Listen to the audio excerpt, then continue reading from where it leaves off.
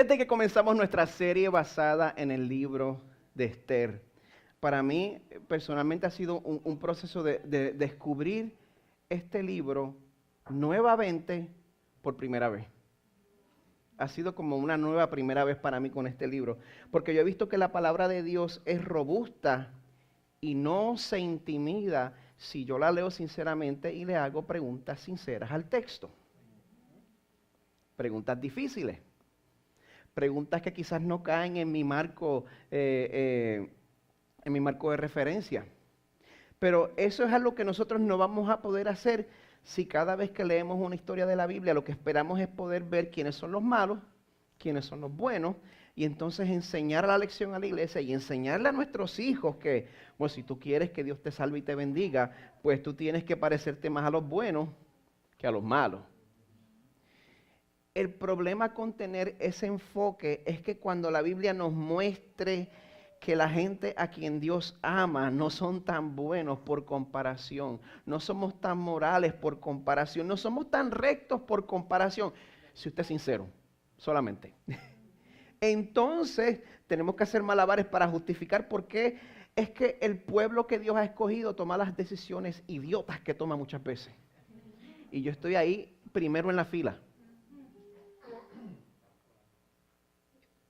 Cuando es más fácil, más honesto, más sano admitir que lo que hace la diferencia en nuestras historias no es nuestra rectitud moral, sino el hecho que el método de Dios es salvar pecadores. Ese es el método de Dios. Porque aparte de Jesús, el pecador es el único tipo de ser humano que existe. Eso es una granada, les voy a dar un minuto. Aparte de Jesús, el pecador es el único tipo de ser humano que existe. Incluyéndonos a todos nosotros aquí, conmigo primero en la fila, de menor a mayor. En cuanto a la salvación, a cada uno de nosotros nos aplica Romanos 9:16. No hay ninguno a quien no le aplique. No depende del que quiere ni del que corre, sino de Dios que tiene misericordia. Y cuando Dios muestra su misericordia en nuestras vidas, aunque la naturaleza pecadora en cada uno de nosotros sigue siendo una realidad y vamos a estar luchando con eso todos los días de nuestra vida hasta que el Señor nos llame a su presencia. Nosotros vemos que Dios gradualmente va cambiando lo que el teólogo Jonathan Edwards llama los afectos de nuestro corazón. El Señor va cambiando los afectos de nuestro corazón y resulta entonces en vidas que siguen caminos diferentes. Pero tenemos que diferenciar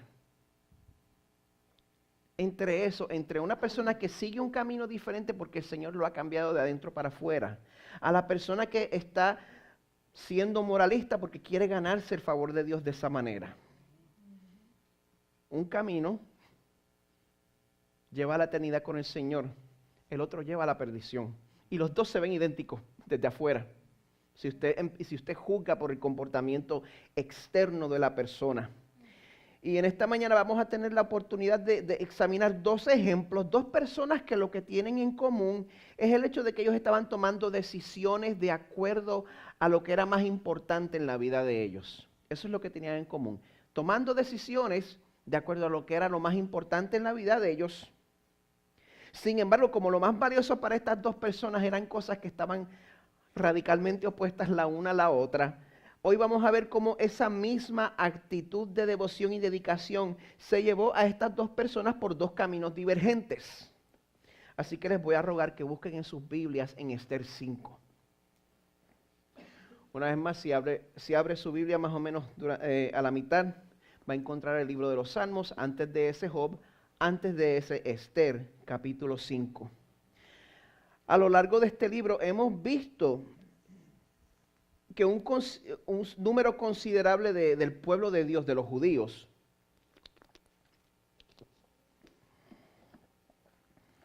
están viviendo en el exilio dentro del imperio medo-persa, a pesar de que ellos ya estaban en libertad de volver a su patria para reedificarla. Ellos no estaban allí obligados. Sin embargo, ellos han permanecido muy cómodos viviendo dentro de ese imperio. Un imperio donde el rey Jerjes, pues él actúa de acuerdo a sus caprichos. Un imperio en el cual Mardoqueo, el judío, no tiene ningún problema con que su hija de crianza participe en un proceso moralmente dudoso para llegar a ser reina. Un imperio en el cual Esther, la hija de crianza de Mardoqueo, no tiene ningún problema viviendo una vida de doble identidad. Y una vez llega a su meta en el palacio, como que se desentiende un poco del pueblo. Una vez estaba ahí unos cuantos años. Un imperio en el cual el hombre de confianza del rey, Amán, anhela tanto la adoración de los súbditos que cuando Mardoqueo rehúsa postrarse ante él, Amán usa eso como excusa para buscar exterminar a todos los judíos en Susa y quiere hacer Hitler versión beta, matando 15 millones de judíos. El domingo pasado también pudimos ver que en medio de todo ese cuadro contaminado por la falta de integridad con todo el mundo, las cosas toman un giro interesante, tanto en Mardoqueo como en Esther. Vemos que Mardoqueo, cuando se entera del edicto del rey ordenando el genocidio judío, él reacciona con quebrantamiento de corazón. Su corazón es quebrantado y él acude a su hija de crianza, ahora la reina Esther, y ruega que interceda por su pueblo. Y aunque no todo lo que le dice a Esther son palabras dulces, él básicamente en un punto la amenaza. Aún con eso, Mardoqueo sí expresa una fe y una certeza en el hecho de que de alguna manera, de algún sitio, iba a llegar la libertad para los judíos.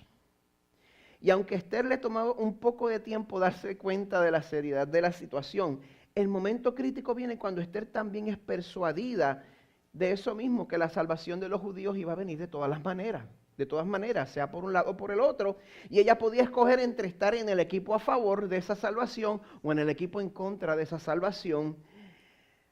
Pero para ella irse con el equipo que era, para ella poder interceder por su pueblo, Esther tiene que tomar un riesgo. Las cosas nunca pueden ser iguales, no se pueden quedar iguales. Ella tiene que tomar un riesgo para ella poder aparecerse ante el rey Jerjes, aunque fuera reina por ley. Ella primero tenía que ser convocada por el rey. Y si ella se aparecía sin una cita previa, y el rey la veía y no extendía su cetro de oro como gesto de perdón, eso significaba que Esther se iba a tener que acostumbrar a vivir sin su cabeza. Eso es difícil, me han dicho. Por eso este temor de ella y esta renuencia de ella es completamente razonable. Cuando consideramos el hecho que ya Jerjes había sido desobedecido por su primera reina y vimos cómo le fue.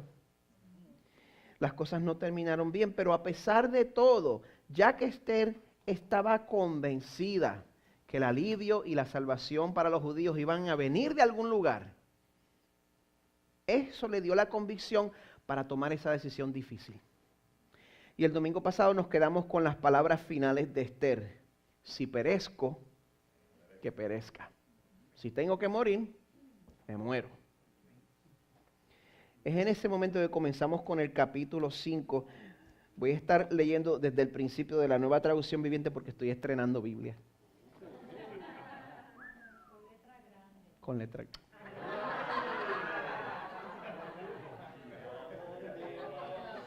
Sácame la cuchilla de la espalda, por favor.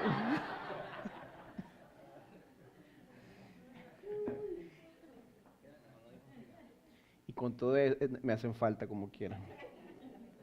Bueno, gente, estamos a punto de oír la voz de Dios sin adulterar. Esther 5 dice así. Al tercer día del ayuno, Esther se puso las vestiduras reales y entró en el patio interior del palacio que daba justo frente a la sala del rey. El rey estaba sentado en su trono real mirando hacia la entrada. Cuando vio a la reina Esther de pie en el patio interior, ella logró el favor del rey y él le extendió el cetro de oro.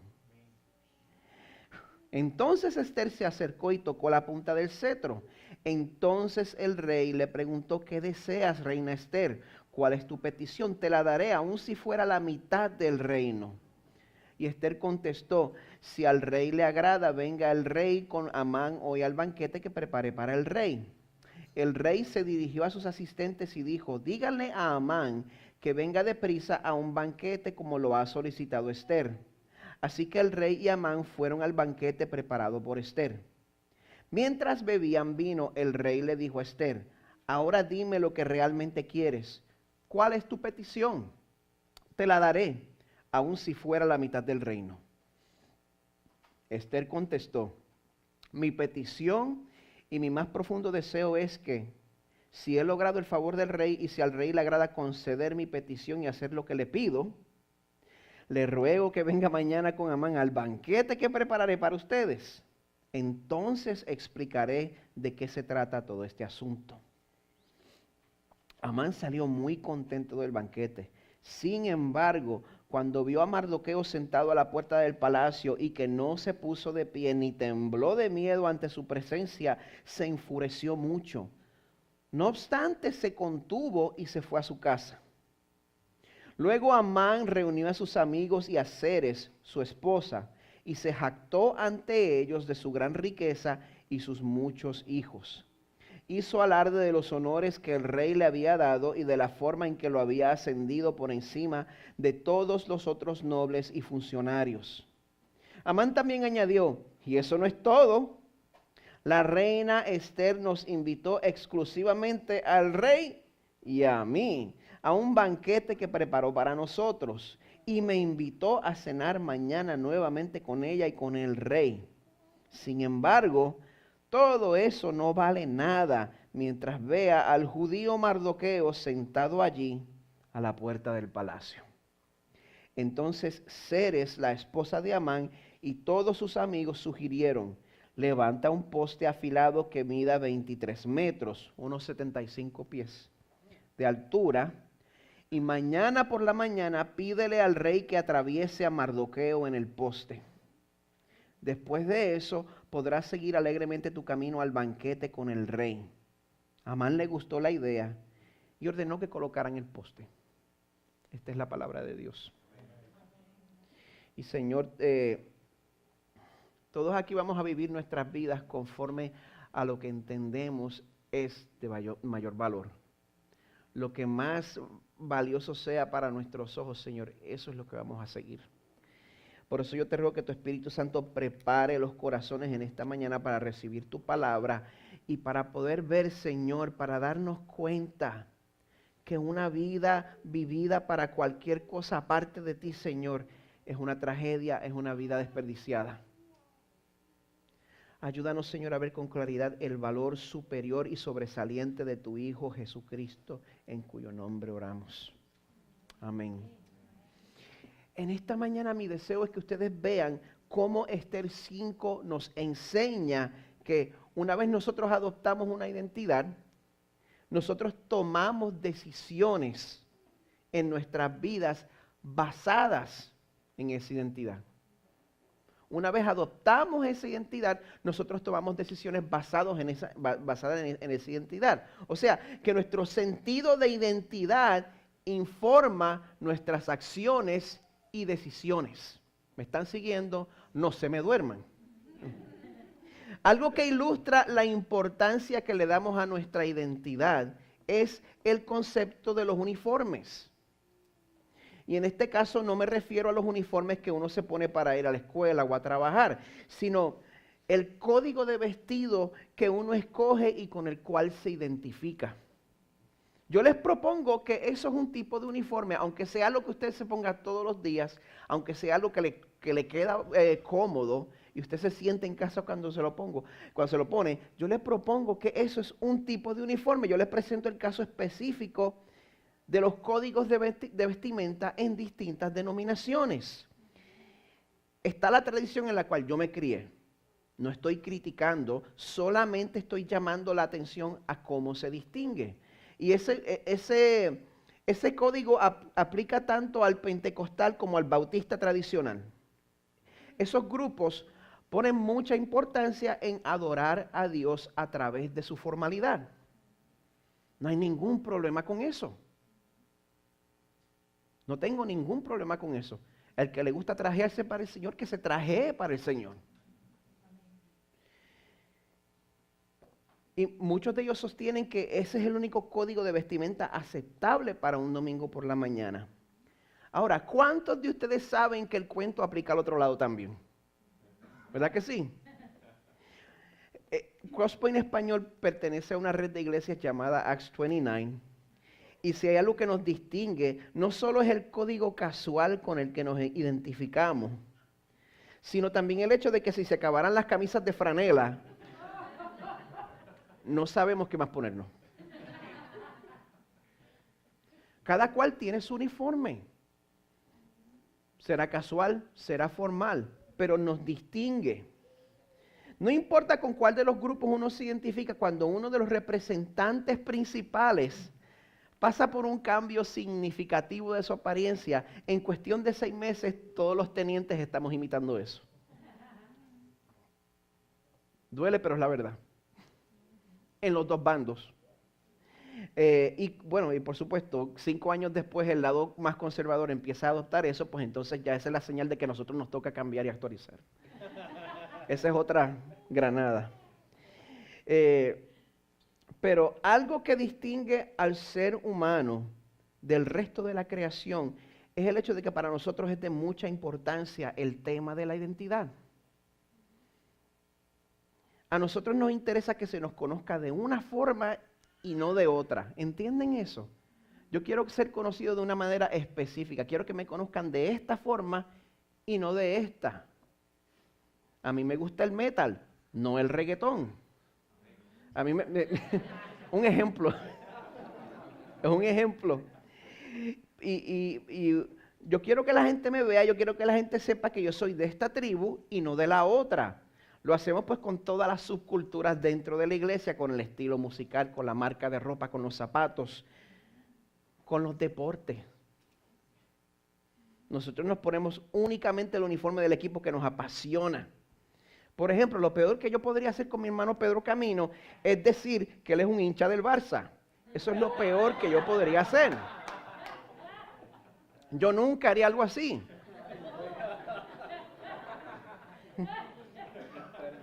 Porque yo sé que solo el Manchester United lo apasiona, porque lo averigüé con Michelle. Por eso te pregunto, ¿con qué equipo o con qué tribu te identificas? Déjame salir de esto rápido. Ya. ¿Qué te apasiona? ¿Qué te apasiona? Esa es la pregunta central. ¿Con qué te quieres identificar? ¿Qué tipo de identidad es la que te hace sentir importante? Yo quiero que la gente me conozca porque soy músico. Yo quiero que la gente me conozca porque soy gamer. Yo quiero que la gente me conozca porque soy una madre abnegada. Aplica todo eso. El capítulo de hoy nos muestra que Amán, a través de sus palabras y sus acciones, nos deja ver que él sigue teniendo en el centro de su corazón el ídolo del poder. Mientras que Esther ha puesto a un lado el ídolo de la comodidad y la aprobación que la había definido en el pasado, y ahora sus acciones nos muestran que ella está dirigiendo su adoración al Dios verdadero. Eso es lo que podemos ver. Si observamos la vida de Esther, vamos a ver que en este punto de la narrativa, ella está siendo dirigida no por el temor al rechazo, sino por el mismo Espíritu Santo, diría yo. En 2 de Timoteo 1, Pablo declara: no nos ha dado Dios espíritu de cobardía, sino de poder, de amor y de dominio propio. Y continúa diciéndole a Timoteo: por tanto, no te avergüences del testimonio de nuestro Señor, ni de mí, prisionero suyo, sino participa conmigo en las aflicciones por el Evangelio, según el poder de Dios. Y ese es el mismo fruto que estamos viendo en Esther ahora. Estamos viendo a alguien que está dispuesta a participar en las aflicciones del Evangelio. ¿Quién se apunta conmigo para participar en las aflicciones del Evangelio? Ok, así mismito es. Pero nosotros estamos viendo aquí cómo se manifiesta el fruto del valor en la vida de la reina Esther. El domingo pasado nos quedamos pues con el final estilo telenovela, con el final de tensión de ella acercándose al rey, con la música de suspenso, y ahora vamos a ver pues el paso de valentía que ella toma de parte de su pueblo. Empezando en el primer verso, dice: al tercer día del ayuno, después que ella había convocado a todas sus doncellas y a todo el pueblo judío a que hiciera ayuno por ella por 3 días, Al tercer día del ayuno, Esther se puso las vestiduras reales y entró en el patio interior del palacio, que daba justo frente a la sala del rey. El rey estaba sentado en su trono real, mirando hacia la entrada. Como les dije, al saber lo que sucedió con la primera reina Vasti, cuando ella rehúsa obedecer al rey, y cuando Esther se da cuenta de que ese gesto de ella aparecerse sin haber sido convocada podía ser malinterpretado de la misma manera. Ella estaba arriesgando su vida. Pero ella llega a la conclusión de que, bueno, aparte de eso, no necesita correr riesgos innecesarios. Por eso ella decide comunicar de todas las maneras posibles una actitud de respeto al rey, una actitud de deferencia al rey. Ella es sabia. Lo más interesante del texto aquí es que de aquí en adelante, en esta situación donde ella está demostrando valentía, por fin el autor del libro deja de llamarla por su nombre propio y la llama la reina Esther, cuando se viste de valor. Le confiere el título de reina. Dice el verso 2, cuando vio a la reina Esther de pie en el patio interior, ella logró el favor del rey y él le extendió el cetro de oro. Entonces Esther se acercó y tocó la punta del cetro. Yo sé que se supone que yo espero al fin para decir esto, pero yo no me puedo aguantar. Vale la pena mencionar que así como Esther se viste de una manera que es de agrado al rey Jerjes, y por consecuencia, en vez de recibir una sentencia de muerte, el rey extiende su cetro de oro en señal de favor. De esa misma manera, nosotros necesitamos comparecer ante el trono de un Dios santo que habita en luz inaccesible. Y nos podría juzgar sumariamente por nuestra condición de pecadores. Pero Gálatas 3:27 nos dice que todos los que fueron unidos a Cristo en el bautismo se han puesto a Cristo como si se pusieran ropa nueva. ¿Usted ha visto eso? Y si en esta mañana tú te acercas al Padre revestido de Jesús, yo te garantizo que Él va a extender su cetro de perdón y de favor. Y su trono va a pasar de ser un trono de juicio a un trono de gracia. Te digo desde el principio, Dios te está llamando, no desperdicies esa oportunidad. Responde hoy. Pero de vuelta a exponer el texto de esta mañana, vemos que el rey favorece a Esther. Verso 3. Entonces el rey le preguntó, ¿qué deseas, reina Esther? ¿Cuál es tu petición? Te la daré, aun si fuera la mitad del reino. Esa frase no se debe tomar literalmente, eso es un recurso recurrente que los reyes usaban para dar alarde de su generosidad al frente de todo el mundo. Sin embargo, eso comunica el favor que Esther había conseguido, así que gracias a Dios la vida de Esther es librada. Y no solo eso, sino que el rey ahora también quiere alcahuetear a Esther. ¿Quién no entiende lo que es alcahuetear? Consentir, gracias. Te voy a preguntar la próxima vez. Así que, al parecer, este parece ser el momento para que Esther interceda por su pueblo, ¿verdad? Esta es la tormenta perfecta. Le ha dado Dios favor a los ojos del rey y él te voy a dar la mitad del reino, ¿verdad? Este es el momento para interceder. Sin embargo, verso 4, Esther contestó, si al rey le agrada, venga el rey con Amán hoy al banquete que le prepare para el rey. No. Hay shows que son así, que te tienen en tensión. Cuando lo ves la semana que viene, como que de momento lo resuelve todo de una manera muy barata. ¿Qué pasó aquí? Yo les voy a confesar, toda mi vida, al leer esta parte, me está raro que Esther no se aproveche de ese momento para abogar por su pueblo. Me está rarísimo.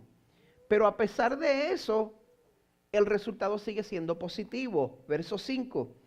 El rey se dirigió a sus asistentes y dijo, díganle a Amán que venga deprisa a un banquete como lo ha solicitado Esther. Así que el rey y Amán fueron al banquete preparado por Esther. Una vez más, aunque nos parezca que las decisiones de Esther pueden ser un poco raras, A pesar de que el autor no nos dice nada en cuanto a las motivaciones o los pensamientos que Esther puede estar teniendo, nosotros no podemos negar que ella haya decidido correctamente, ya que las cosas resultaron de la mejor manera posible. Ese es el fruto del valor. Un valor combinado con sabiduría. El valor no vale mucho si no es sabio. Y también es el fruto de un pueblo que se humilló en ayuno. Pero el otro fruto principal que vemos en este pasaje es el fruto del dominio propio que nos muestra Esther. Ella es un ejemplo de dominio propio. Yo no sé ustedes. Si a mí me toca sentarme a comer al frente de una persona que ha decidido destruir a todos los puertorriqueños, si yo tengo que estar sentado en la misma sala que esa persona, yo no estoy seguro si me iría tan bien como le fue a Esther. Ella está convidando a Amán a un banquete en su casa. Y una vez más, el rey pues se quiere lucir al frente de todos una vez más. Al parecer ella está sintiendo en su corazón la generosidad que viene a través del alcohol. Dice el verso 6, mientras bebían vino, está en la Biblia. El rey le dijo a Esther, ahora dime lo que realmente quieres, cuál es tu petición, te la daré, aun si fuera la mitad del reino. Bueno, hace sentido que el rey esté curioso porque Esther acaba de arriesgar su vida. Así que el rey sabe que ella tiene que tener en mente algo más, que hay mucho más que solamente invitarlos a comer juntos. Una vez más estamos en un momento de decisión. ¿Qué va a hacer Esther? ¿Qué va a decir Esther ante semejante oferta? ¿Qué haría usted? ¿Qué haría yo? Póngame la música de tensión. Verso 7. Esther contestó, mi petición y mi más profundo deseo es que si he logrado el favor del rey y si al rey le agrada conceder mi petición y hacer lo que le pido, le ruego que venga mañana con Amán al banquete que preparé para ustedes. Entonces explicaré de qué se trata todo este asunto. ¿Por qué quiere esperar otra vez? Una vez más, el autor no comparte lo que hay en el corazón de Esther. Lo único que podemos hacer ante esta situación es especular. Así que si voy a especular, usted sabe que yo no soy inerrante. ¿Es este parte del plan de Esther? O quizá es como cuando por fin uno llega a lo que uno ha estado buscando y una vez lo consigues no sabes qué hacer. Puede ser cualquiera de las dos. Puede ser como cuando el perro está persiguiendo al carro y se para el carro y el perro pues ya tiene el carro y no sabe qué hacer y se va. Si es así, es posible que estas falsas salidas de Esther muestran cómo Dios no siempre nos va a guiar con una columna de humo o una columna de fuego. No siempre va a ser así. No siempre va a ser obvio. No siempre, el camino no siempre va a ser completamente claro. Muchas veces uno va a tener que llegar y, Señor, no estoy seguro, no estoy segura, guíame, dirígeme, ayúdame, Señor.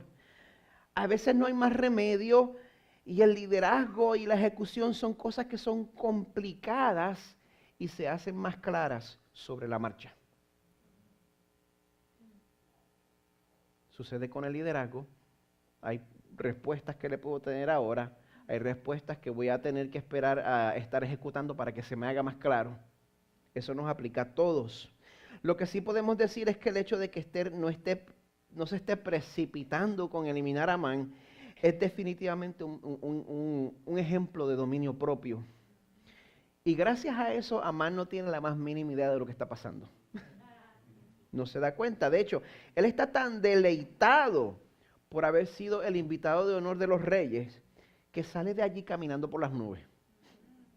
Y es en ese momento que después de una vida de haber sembrado una idolatría de sí mismo en su corazón, Amán al fin cosecha el fruto del orgullo que eventualmente traería su ruina. Verso 9. Amán salió muy contento del banquete. Sin embargo, cuando vio a Mardoqueo sentado a la puerta del palacio y que no se puso de pie, ni tembló de miedo ante su presencia, se enfureció mucho. Primera parte del verso 10, no obstante se contuvo y se fue a su casa.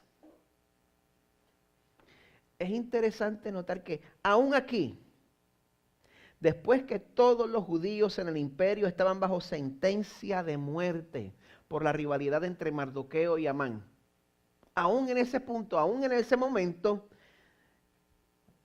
todavía vemos a un Mardoqueo que en medio de su luto, en medio de su lamentación, en medio de rasgar sus vestidos, en medio de ponerse vestido de tela áspera, en medio de echarse ceniza encima, todavía rehúsa darle a Amán ese reconocimiento que le está codiciando con tantas ansias.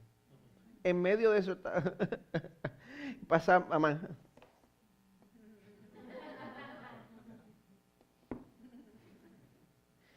Hay que preguntarse si eso es de esperarse.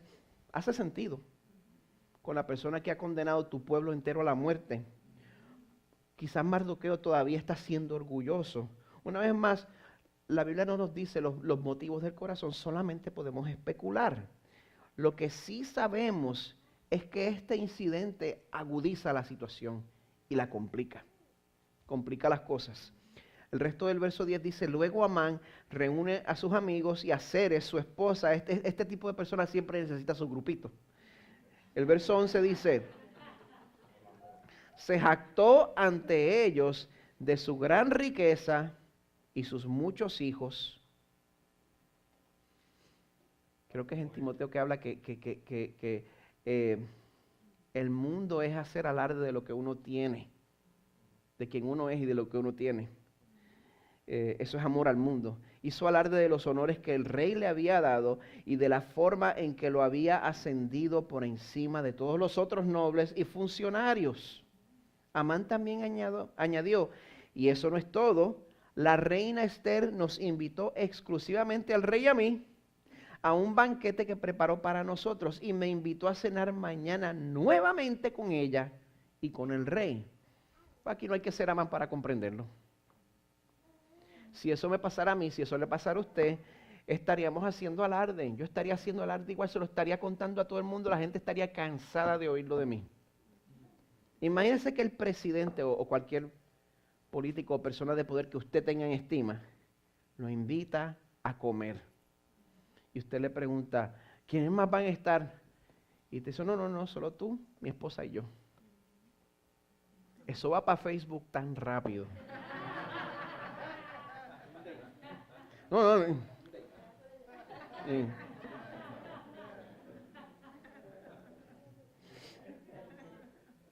El problema de nosotros derivar nuestra identidad del estar en una posición de poder. Si usted deriva su identidad del poder que usted tiene. El problema con adorar el poder como si fuera un Dios.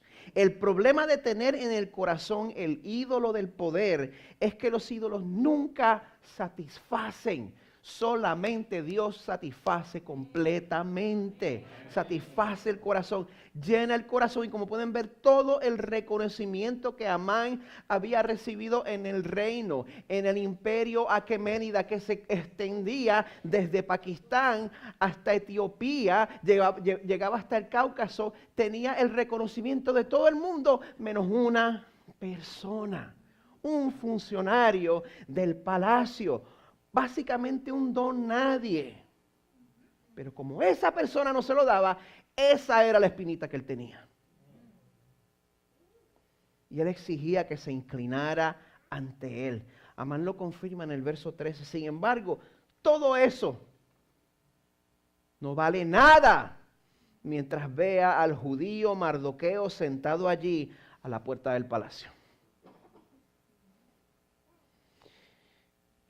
El pastor presbiteriano en New York City, Tim Keller, él ha sugerido que en nuestros corazones hay 4 categorías principales en las cuales nosotros tendemos a buscar nuestra identidad aparte de Dios. La categoría del poder, la categoría del control, la categoría de la aprobación, y en inglés se llama comfort. En español puede ser tanto la comodidad como el estar reconfortado. Tiene como una gama más amplia de significado. El poder, el control, la aprobación, la comodidad. nosotros tendemos a buscar una o dos de esas categorías por encima de las demás de acuerdo a nuestra personalidad. Y esas categorías de poder, control, aprobación, comodidad, se convierten en dioses en nuestros corazones, dioses que nos controlan. Y eso es un problema porque el primer mandamiento es: no tendrás dioses ajenos delante de mí. Usted celebra mucho el hecho de que usted no se inclina ante una estatua de yeso. Muy bien, felicidades. ¿Y los ídolos del corazón? ¿Se siente usted superior al que se arrodilla delante de un muñeco de yeso porque usted no lo hace? En las palabras de Juan Calvino, el corazón humano es una fábrica de ídolos. Y esa tendencia a darle una importancia nivel Dios a cosas que no son Dios. Sígame. Esa tendencia de nosotros darle una importancia a nivel Dios a las cosas que no son Dios es una de las principales fuentes de miseria de la humanidad. Nosotros somos la causa de la miseria de nuestras esposas porque le pasamos una descripción de trabajo que solo Dios la puede llenar. Y va a fallar.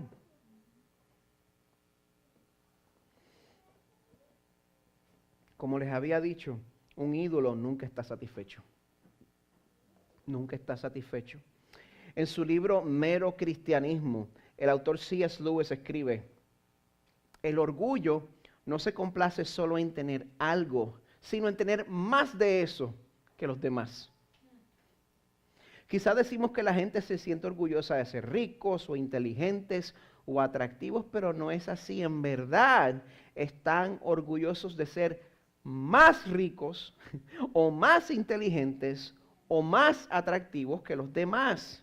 Si todos los demás se hicieran igual de ricos o inteligentes o atractivos, no habría nada de lo cual estar orgulloso.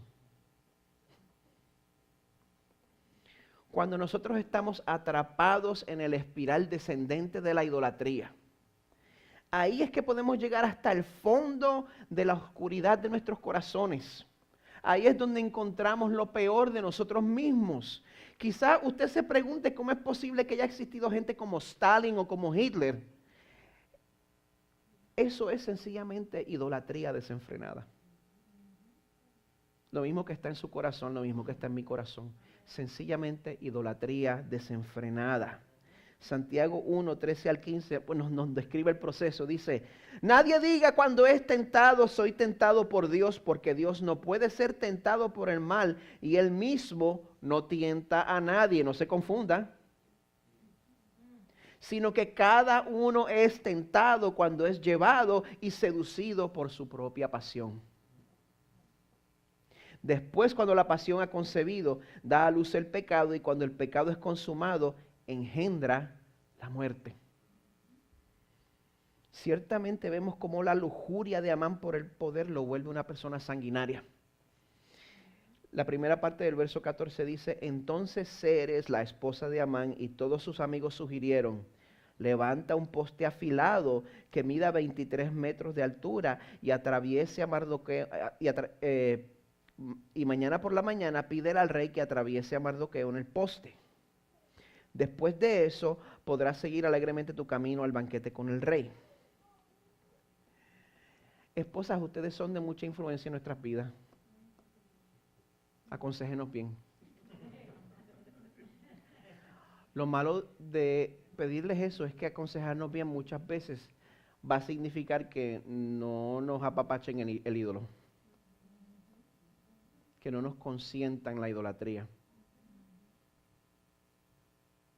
Esposo, ¿usted le hace fácil a su esposa que le traiga observaciones?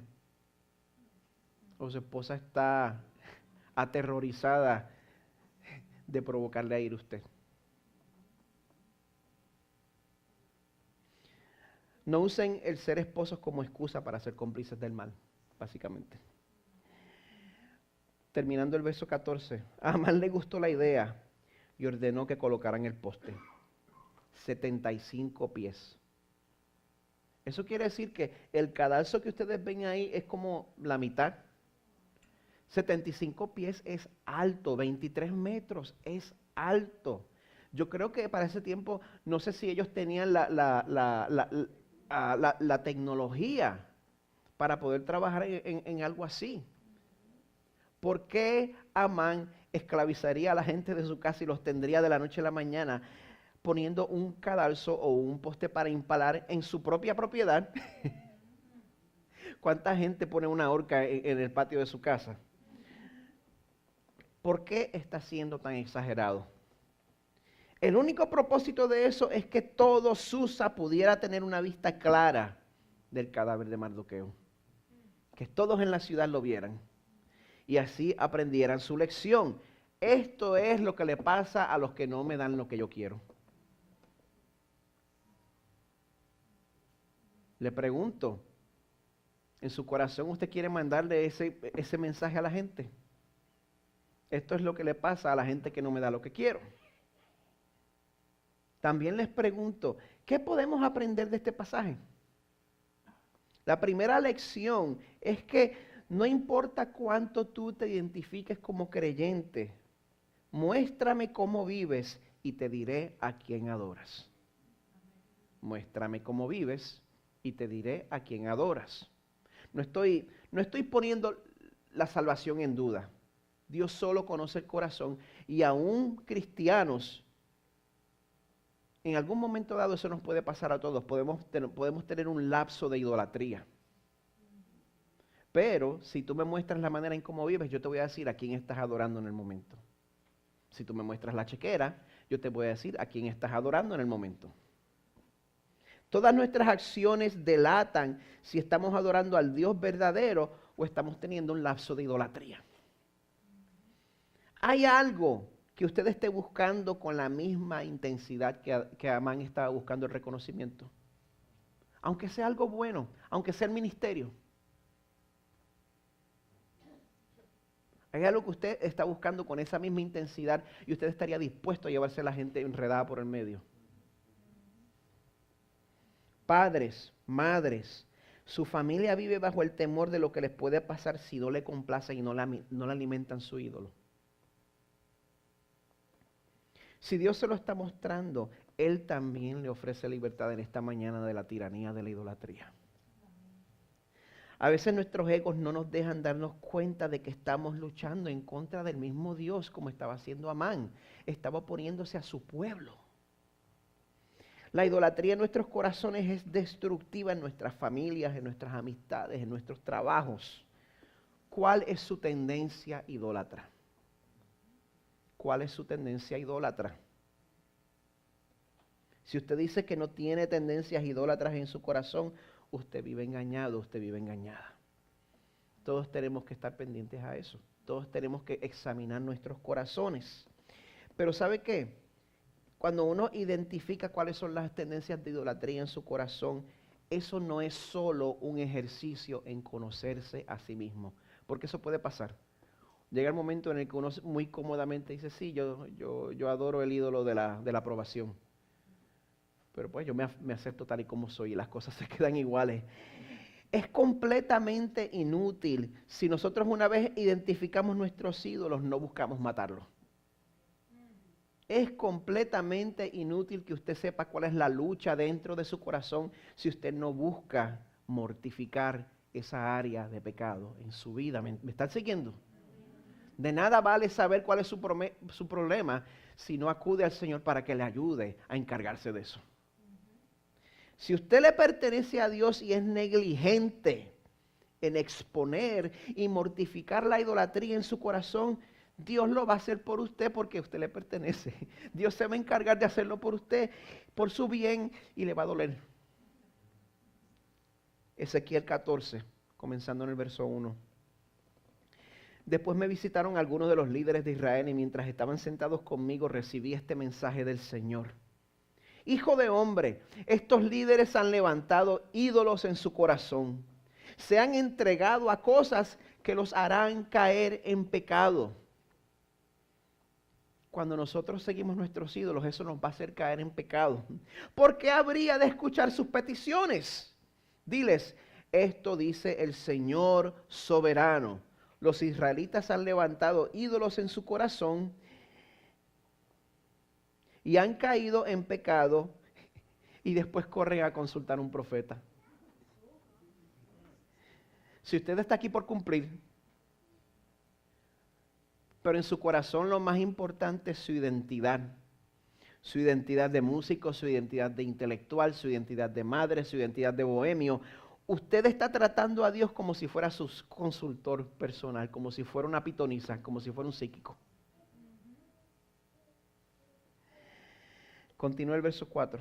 Así que yo, el Señor, les daré la clase de respuesta que merece su gran idolatría, a fin de conquistar la mente y el corazón de mi pueblo que me ha abandonado para rendir culto a sus ídolos detestables. Usted se da cuenta que en medio del regaño, que en medio de este regaño que Dios le está dando a su pueblo, todavía hay un propósito redentor. Que el propósito del Señor a través de esto es conquistar la mente y el corazón de su pueblo. El Señor, aún en su disciplina, nosotros podemos ver su amor. Dice, por lo tanto, diles a los israelitas, esto dice el Señor soberano, arrepiéntanse y abandonen sus ídolos. ¿Sabe usted cuál es el ídolo de su corazón? Arrepiéntase y abandónelo. Cuando el Señor le muestre, aquí se está notando su idolatría. Arrepiéntase de eso, abandónelo. Dejen de cometer ya sus pecados detestables. Yo, el Señor, le responderé a todos, sean israelitas o extranjeros, los que me rechazan y levantan ídolos en su corazón y así caen en pecado y después van a consultar a un profeta en busca de mi consejo. Vive como le da la gana, pero entonces quiere una profecía especial. Mira lo que va a hacer. Me pondré en contra de esas personas y haré de ellas un ejemplo espantoso cuando las elimine de mi pueblo. Entonces ustedes sabrán que yo soy el Señor. Además, si un profeta es engañado para que dé un mensaje, es porque yo, el Señor, engañé a ese profeta.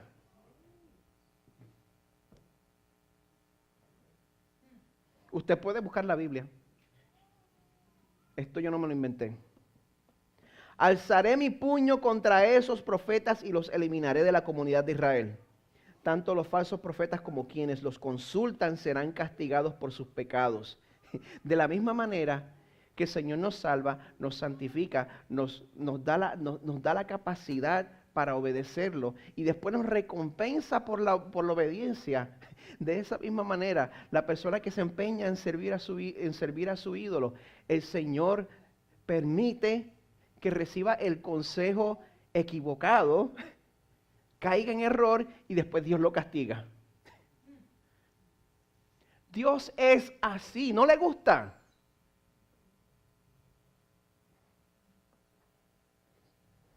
Ese es el Dios de la Biblia. Yo no se lo puedo suavizar. Si usted cree que ese Dios es demasiado severo, usted no adora al Dios verdadero. Usted está adorando a un Dios de su invención.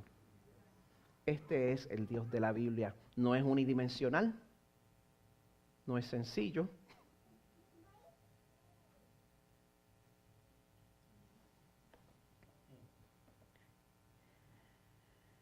De este modo, los israelitas aprenderán a no alejarse de mí y por tanto a no contaminarse con el pecado. Ayúdanos, Señor. Ellos serán mi pueblo y yo seré su Dios. Yo, el Señor soberano, he hablado. Un Señor tan celoso que está dispuesto a llegar a los extremos más grandes para que aprendamos a deleitarnos en Él solamente. El celo de Dios por su pueblo es fuerte. Dios es celoso. No le gusta. Está en la Biblia. Ese es el Dios que nos presenta las Escrituras. Pero si usted le pertenece a Dios, no hay que estar atrapado en la idolatría. Usted no está condenado a vivir su vida atrapado en la idolatría, porque Jesús nos ofrece una mejor identidad. Jesús nos ofrece una mejor identidad. Como vamos a ver en los capítulos subsecuentes del libro, Cuando uno sigue en pos de sus deseos de idólatra, siguiendo el poder, siguiendo el control, siguiendo la aprobación, siguiendo la comodidad, el final es la muerte. Pero no hay nada que un ídolo te pueda ofrecer que se compare a lo que ofrece el Dios verdadero a través de la vida, de la muerte y de la resurrección de Jesús. Primera de Corintios 6:17 nos dice que la persona que se une al Señor es un solo espíritu con Él. ¿Qué cree de esa identidad? Juan 1:12 nos dice que a todos los que creyeron en Él y lo recibieron, les dio el derecho de llegar a ser hijos de Dios. ¿Qué identidad mejor se le puede ofrecer? Primera de Pedro 2:9 dice que los que se identifican con Jesús son un pueblo elegido, son sacerdotes del Rey, una nación santa, posesión exclusiva de Dios. Por eso pueden mostrar a otros la bondad de Dios, pues Él los ha llamado a salir de la oscuridad y entrar en su luz maravillosa. Por esa razón termino con la misma pregunta que comencé. ¿Qué te apasiona? ¿Cuál uniforme prefieres? Dios nos llama a exponer y a matar los ídolos en nuestros corazones con la ayuda del Espíritu Santo. Y Dios nos llama a disfrutar plenamente de los beneficios de nuestra verdadera identidad en Cristo como hijos y como hijas de Dios. El equipo de adoración puede pasar.